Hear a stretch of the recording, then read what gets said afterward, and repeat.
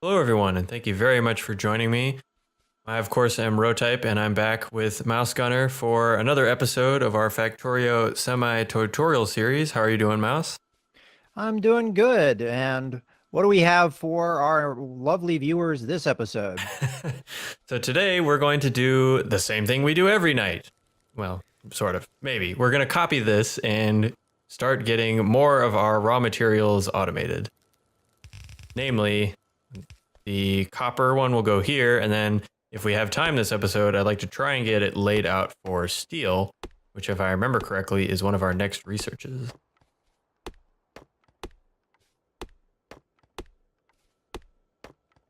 Oh, okay. So it needs to go. For a second there, I thought it was going the other way. Yeah, All right, so I'm having a hard time drawing this out in my mind. So it sure, needs to. I'll go ahead, and this might be a good time to, especially because I have no resources. We can talk a little bit about these ghost images now, because I don't have enough resources to kind of draw all this out or lay all this out myself. I can lay these ghost images. You can see these kind of very faint stone furnaces here. And the way I'm doing that is simply by holding shift down and placing things as normal. And that'll place this ghost image.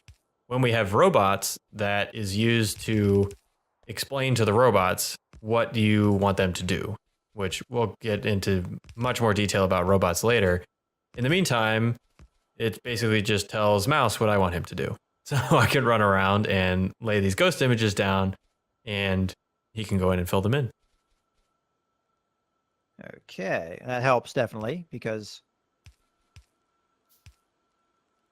for me, getting these down. Now, maybe can you explain, or I don't know if you have exactly, is there a set number that you do these things away, or is it just more the shape that is important?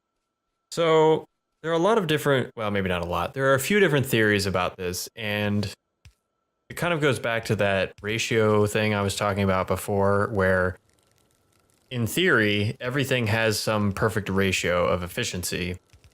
And in this case, it's based on how much ore you can fit onto a belt and how fast that belt is going. So you can imagine, and I don't remember the exact numbers off the top of my head, but let's just say a transport belt can carry enough ore to run 5 furnaces, at the rate that a furnace uses the material, right? So a furnace has some ore per second that it will consume, and then the transport belt will transport some ore per second. So if you match those, then you're all set, right? You can deliver exactly as much ore as you need for the machines to run. And like I said, I don't remember the exact numbers off the top of my head, and it also varies based on how fast you are crafting, how fast you're smelting. So if I hover over one of these stone furnaces, you can look on the right, and you'll see at the very bottom, just above the actual materials, you'll see crafting speed 1. Now that is what a stone furnace does. Eventually, we'll get better furnaces, steel furnaces, and even electric furnaces that have different crafting speeds. And then even with electric furnaces, you can get what are called speed modules, which basically do exactly what you would think. They would modulate the speed of the furnace. So you can start getting all these different numbers, and you got to multiply things together, and then transport belts run at X speed and all these other things. Long story short, I generally just go with the shape. There's a lot of explanation for it, not a big answer, but in general, you just want the shape, and if you're really going to be fussy about it, there's an ideal number. Now, how did you do this interesting little curve here? Yeah, so what's happening here is this underground belt is backwards. So if you look at it carefully, and it's a little easier to see sometimes if you like stick another one, you can see the arrows are going down. You can Oh, stick one yeah, on you're top right. here and see. So the Okay, underground got it. belts will always go kind of start to finish. There's no way, I mean, you can rotate them before you put them down, but it doesn't quite work the same. If you've already put them down, for example, you can't then. Oh, you can. I've actually never done this before. Wow, even I've learned something. You can rotate them after you've put them down. Got to be a new feature or something. Huh. Oh, More you that's right. learn. suppose another thing we can mention that not everybody immediately knows about is, see how I have nothing in my hand right now. I don't have anything selected. I can still rotate stuff. Simple, but sometimes people don't always know. And it's useful if you don't have, say, a transport belt. You want to replace the direction, you don't have to. You can just change the direction around.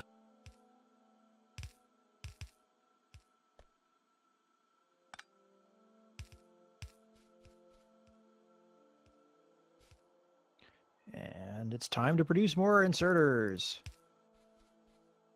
Yes, All right, eventually we'll get everything, all the annoying little things produced automatically. We won't have to deal with that. It's always a nice day.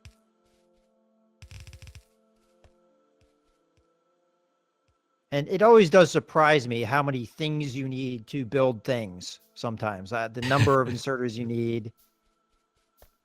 Yes, I mean, that's the name of this game to anybody that's played it for a while. It's always just, oh, I need some of this. I need some of that to make that. Well, I need some of this too. Just adds up. Because if you just do the math here, we've got 1, 2, 3, 4, 5, 6, and you need 2 of those for one bank. So that's 12, and then another 12 on the other side. So that's 24 inserters just to get this sucker going. And the next thing will be, we don't actually have the mining of copper being done electrically. I'm gonna go ahead and do that right now. Didn't I set that up? Nope, yeah, we did. My bad. I did that sneakily. I didn't tell you about it. Yes.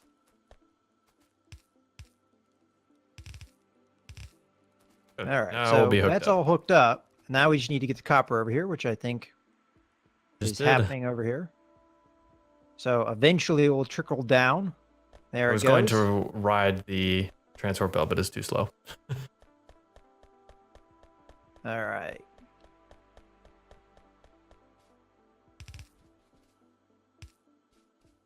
Great.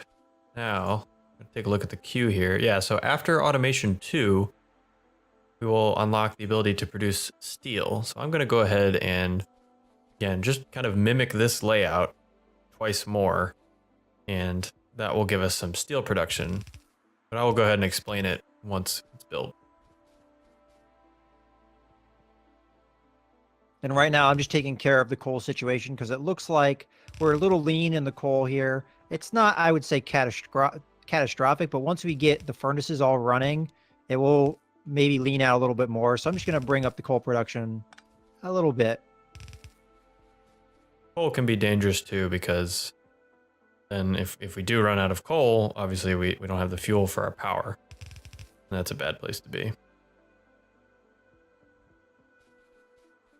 And did we mention the area that a miner covers? So there's a little highlighted area when you're placing a miner down, and that's the area it's going to draw from. Yeah, we didn't really talk about that. We can also kind of talk about the theories on ideal miner layout, which certain people have very strong theories on, others don't. It's similar to almost anything in this game. There's what some people may call an optimal manner, an optimal layout, but it all depends on what you're trying to optimize exactly. So I'm in the habit of not having the material I need to discuss what I'm talking about, but I'm in the habit of laying them immediately next to each other, like these two. And I figure that's just because I want maximum per second output of whatever that material is. And so in that manner, you line them up like this. You can fit as many as possible in the patch, and that way you get a greater number of miners equals a greater number per second of material. Other people have theories where, as you can see, there's this green area around the miner. So you can imagine if I put this one here, even though the miners aren't on this space, it's still being mined by them. I believe the theory behind that is something like you will last, because you have a lower number per second or per second, your patch will last longer, and then you won't have to go find a new patch as frequently. Again, some people have very strong opinions. I don't have a strong opinion. I just have a habit. You could also space them by 1, and it also doesn't really matter. The only thing that it really comes down to is, are you getting enough per second? Because either way, if you leave them spaced out and you don't have enough per second, you either need to space them together or go find another patch. And it's just, everybody plays it differently. All right, so that definitely brought up the production, starting to fill out a little bit more. I did pick up the old coal production. I didn't feel like we really needed anymore. And I think we already did that with the copper. Looks like that's all picked up. Yes, I did. And we still have our iron running. Do you want me to pick that up as well? Sure. Yeah, and it's nice to kind of get rid of the old inefficient materials when we don't need them anymore.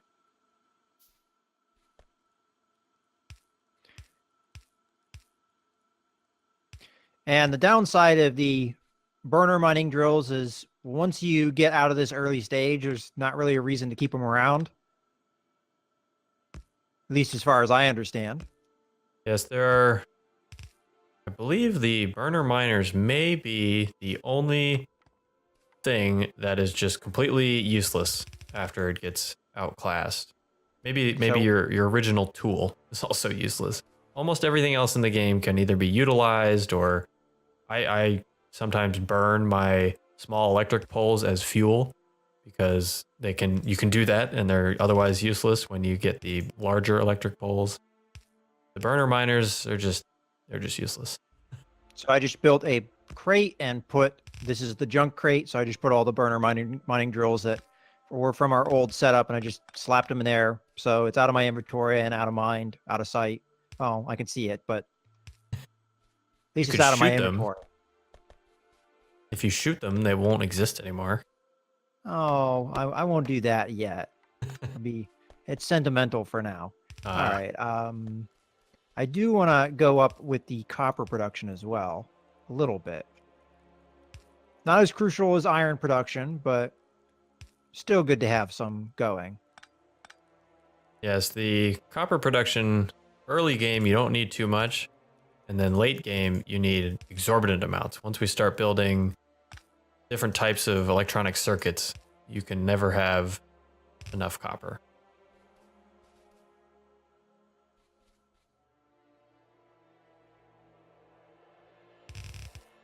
I'm almost done here with my initial steel kind of layout, after which we can kind of go over exactly what I have going on here and why I have it a little bit different. It looks very similar, but a little bit different than the normal layout we've been using for our furnace columns.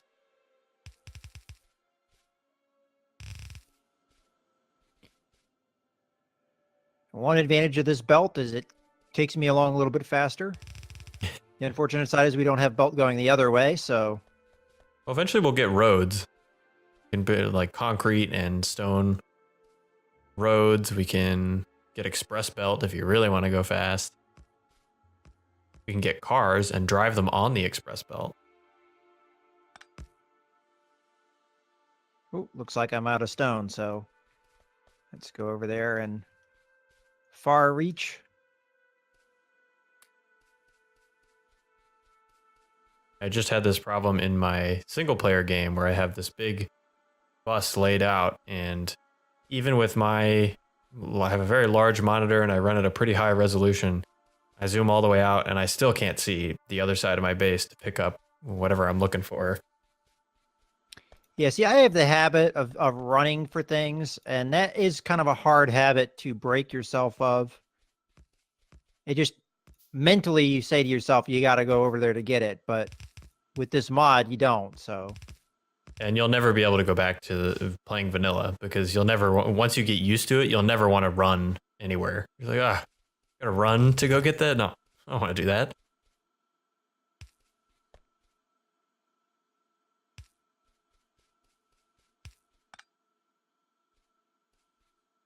All right.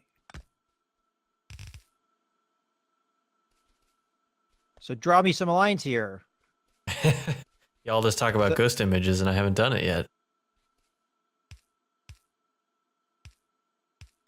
Oop, helps if you put the belts the right way around. Ah, I'm out of belts. Okay. Oh, and of course we need inserters. Still missing a lot of materials.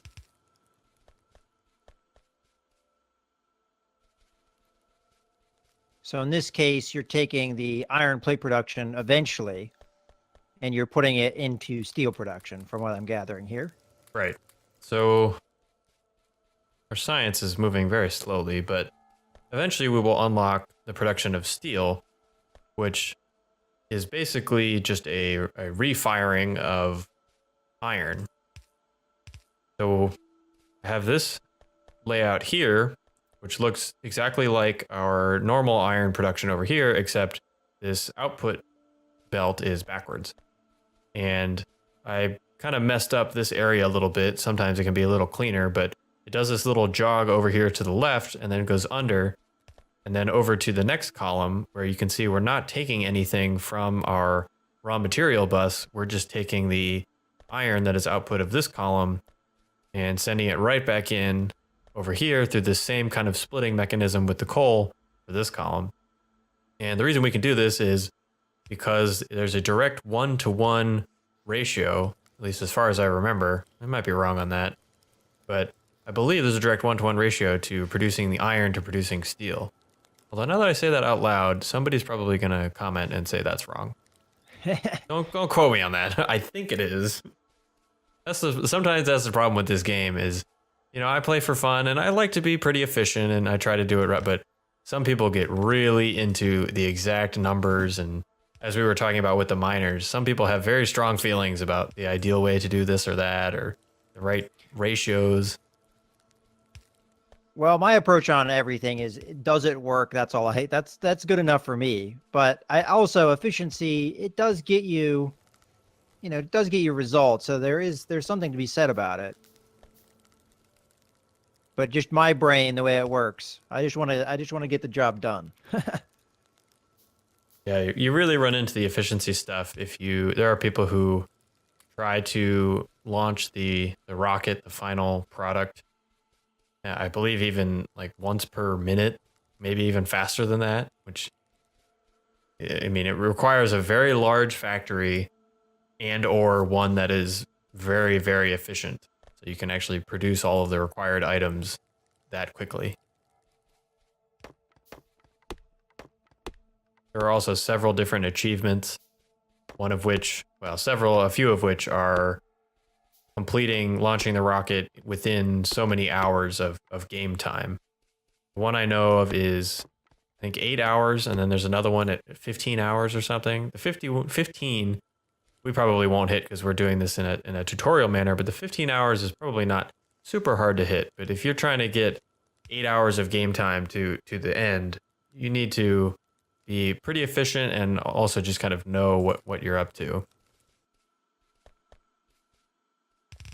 It also kind of says what kind of game this is, where it's a significant achievement to spend 8 hours. It's still an achievement for 15. Most people have many, many more than that. Okay, I'm noticing that this is not working. Is there a reason it's not working? Because we haven't actually researched steel yet. Oh, okay, that makes sense. Yes. We were And just doing actually, some prep work. I feel like our science has stopped. I'm going to run back there and find out why. Well, I might as well run with you because it's my project and I need to be embarrassed. Okay, something looks okay from here. No gear wheels. Why are there no gear wheels?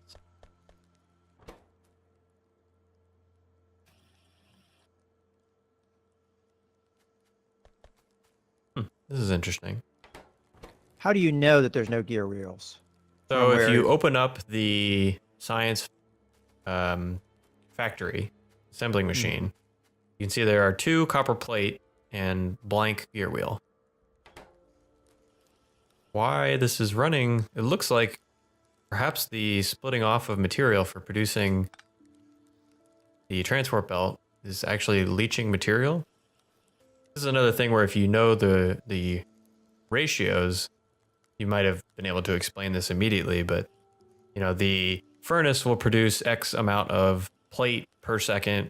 The gear wheel factory will consume it at Y per second. The, et cetera, et cetera. Well, one way I could have done this a little bit maybe more efficiently is put a box in, so that way the gears are always being produced maybe.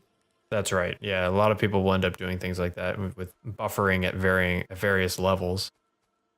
Yeah, so that's probably something I should do is set up a crate that we draw off of rather than the way it's being done now.